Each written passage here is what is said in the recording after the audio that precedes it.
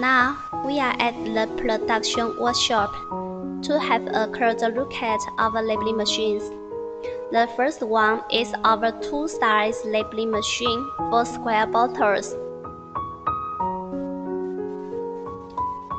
The following is our top flat surface labeling machine. Later we'll come back here. The next is our round bottle labeling machine. The last one, top and bottom labelers. Okay, now come back. In front of you is our paging and labeling machines. It's designed for bags.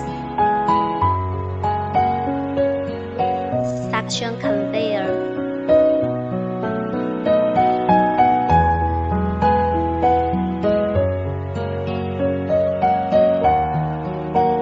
High quality paging system is quite different from the common models in the market.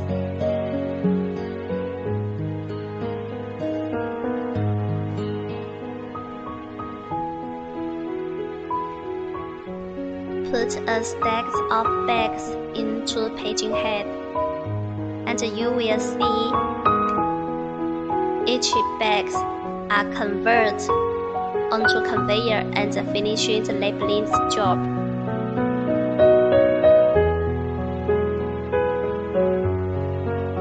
Now test it for you.